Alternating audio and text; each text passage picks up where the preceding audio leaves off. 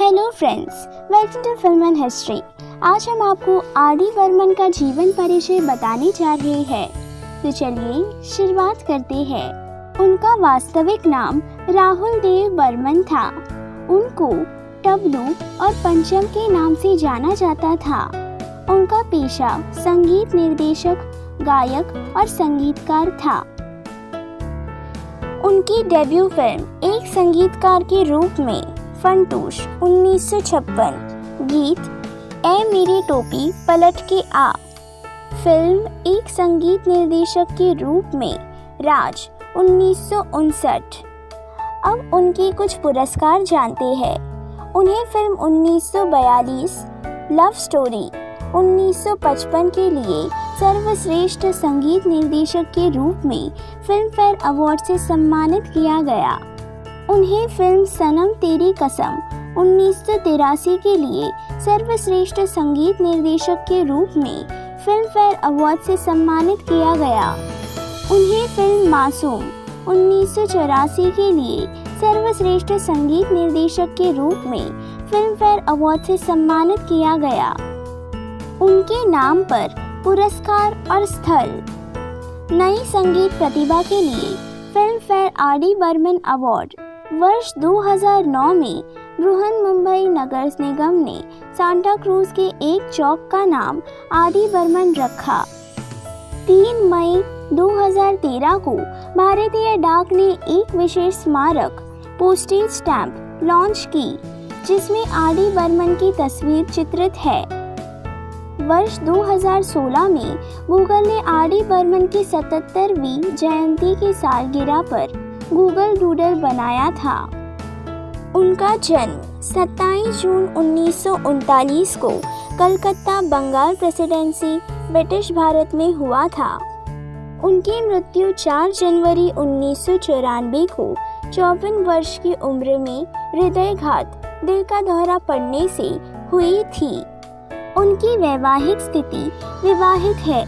पत्नी का नाम रीटा पटेल, विवाह 1966 और तलाक 1971। आशा भोसले, विवाह 1979। उन्हें 2 बेटे और 1 बेटी है। हेमंत भोसले, सौतेला बेटा। आनंद भोसले, सौतेला बेटा।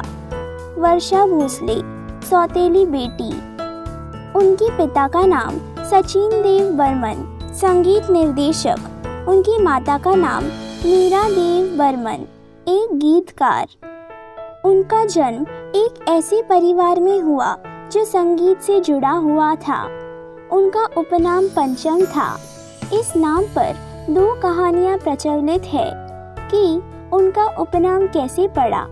कुछ लोग द्वारा कहा जाता है कि बचपन में वह संगीत के 5वें सुर पा का उच्चारण करते रहते थे।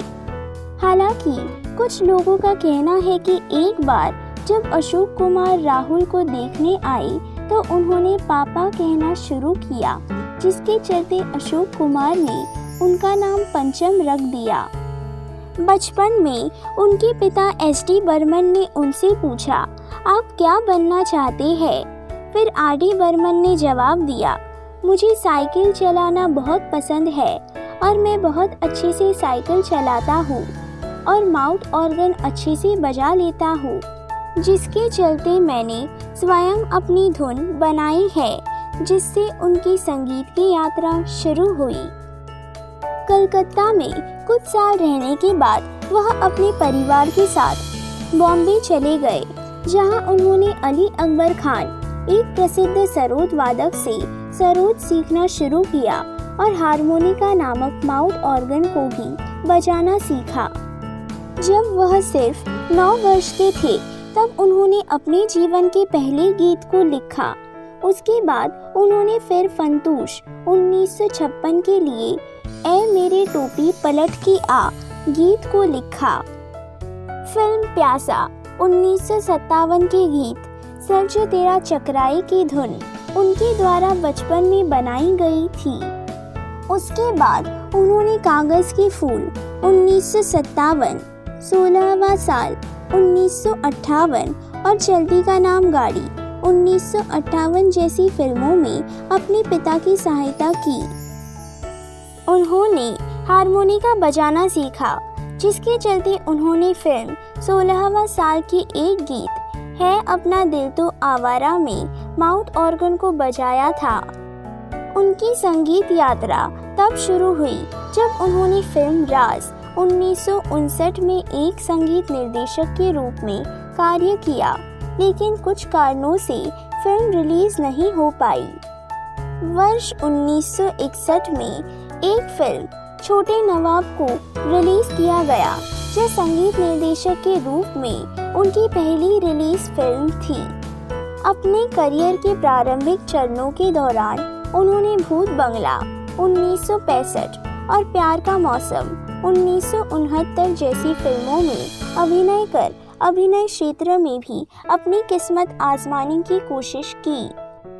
वर्ष 1966 में वह फिल्म तीसरी मंजिल का हिस्सा बने, जो एक स्वतंत्र संगीत निर्देशक के रूप में उनके करियर की पहली हिट फिल्म थी।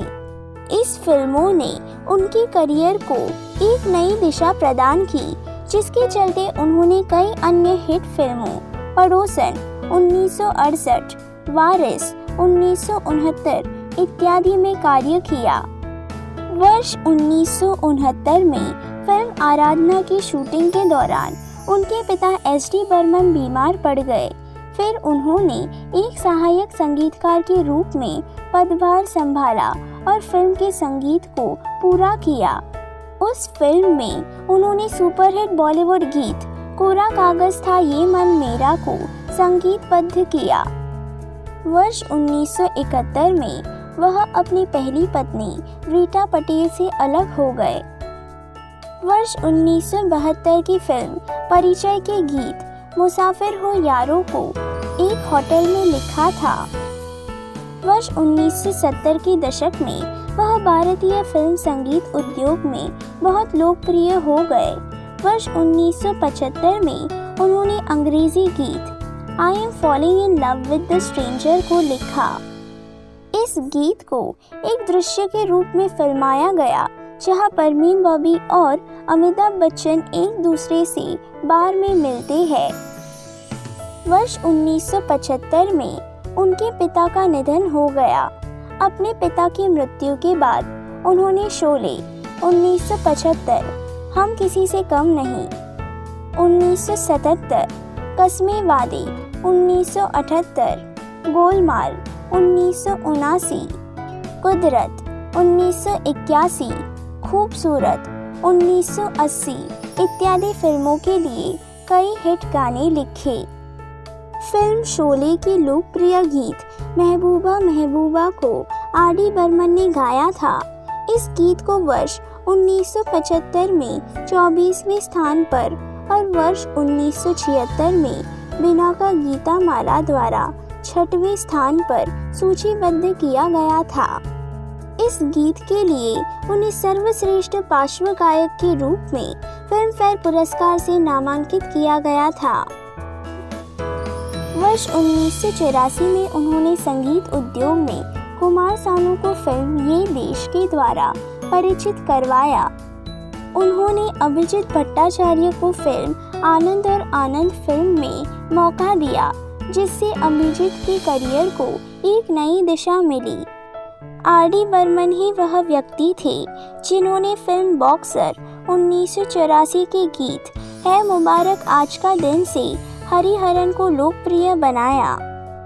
वर्ष 1985 में मोहम्मद अजीज ने आर.डी. बर्मन के तहत फिल्म शिव का इंसाफ से अपने गायन करियर की शुरुआत की। वर्ष 1980 के दशक में पंचम दा ने बप्पी लहरी और कई अन्य संगीतकारों को छायांकित किया था, जिससे उनकी सभी रचनाएं बॉक्स ऑफिस पर फ्लॉप होनी शुरू हो गई, जिसके परिणाम स्वरूप अधिकांश फिल्म निर्माताओं ने फिल्मों में एक संगीतकार के रूप में उनका चयन करने से मना कर दिया। वर्ष 1986 में उन्होंने फिल्म इजाज़त के लिए 4 गीत बनाए, जिन्हें गुलजार ने लिखा था और उनकी पत्नी आशा भोसले ने गाया था। उनके इस कार्य के लिए आर.डी. बर्मन की काफ़ी सराहना की गई थी। गुलजार और आशा भोसले को फिल्म के गीत मेरा कुछ सामान के लिए सर्वश्रेष्ठ गीत और सर्वश्रेष्ठ महिला पार्श्व गायक के रूप में राष्ट्रीय पुरस्कार से सम्मानित किया गया था। 6 जनवरी 1987 को उनके लैटिन अमेरिकी रॉक एल्बम पैंटेरा रिलीज की गई थी, जिसको वर्ष 1983 और वर्ष 1984 में अमेरिका में रिकॉर्ड किया गया था। वर्ष 1988 में 49 साल की उम्र में उन्हें दिल का दौरा पड़ा, जिसके 1 साल बाद उनकी लंदन में दिल की बाईपास सर्जरी हुई। वर्ष 1989 में उन्होंने फिल्म परिंदा के लिए संगीत बनाया। उन्होंने फिल्म गैंग के लिए छोड़ के न जाना गीत भी बनाया, जिसे उनकी मृत्यु के बाद वर्ष 2000 में रिलीज किया गया। पंचमदा द्वारा आखिरी फिल्म तम्मावन कोम्बार्थ मलयालम साइन की गई थी, लेकिन अनिश्चित मौत कारण वह फिल्म नहीं हो पाई। उन्होंने फिल्म 1942 लव स्टोरी के लिए संगीत भी बनाया, जिसे उनकी मृत्यु के बाद रिलीज किया गया था। इस फिल्म के लिए उन्हें मरणोपरांत वर्ष 1995 के फिल्म फेयर अवार्ड से सर्वश्रेष्ठ संगीत निर्देशक के रूप में सम्मानित किया गया। वर्ष 1994 में 54 वर्ष की आयु में उन्हें एक दिल का दौरा पड़ा और 4 जनवरी को उनकी मृत्यु हो गई। वह राजेश खन्ना और किशोर कुमार के बहुत करीबी थे। तीनों ने मिलकर लगभग 32 फिल्मों में साथ कार्य किया था। उन्होंने अपने संपूर्ण करियर में लगभग 331 फिल्मों को रिलीज किया, जिसमें 292 हिंदी, 31 बंगाली, 2 उड़िया, 2 तमिल और 1 मराठी फिल्में शामिल है। उन्होंने मराठी और हिंदी दोनों में 5 टेलीविजन धारावाहिकों के लिए कार्य किया है। वह अमेरिकी जज लुई आर्मस्ट्रॉन्ग और उनकी गायन शैली से काफ़ी प्रभावित हुए। उन्होंने लगभग 18 फिल्मों के लिए पार्श्व गायन किया और उनमें से ज़्यादातर गीतों को संगीतबद्ध भी किया। वह गुलजार को सफ़ेद कौवा कहकर पुकारते थे क्योंकि वह सफ़ेद रंग पहनते थे, और गुलजार आर.डी. बर्मन को लाल कौवा कहते थे क्योंकि उन्हें लाल रंग पसंद था। संगीत हमेशा उनके दिमाग में रहता था, यहाँ तक कि निद्रा में भी। यह दावा किया जाता है कि उन्होंने फिल्म हरे रामा हरे कृष्ण 1971 के गीत कांची रे को लिखा था। वह संगीत के प्रति काफ़ी ईमानदार थे। उनका शोले फिल्म का गीत Mehbooba Mehbooba say you love me Demis Roussos's version of the traditional Cypriot tune से प्रेरित था। उन्होंने अद्वितीय संगीत बनाने के लिए विभिन्न तकनीकों का उपयोग किया।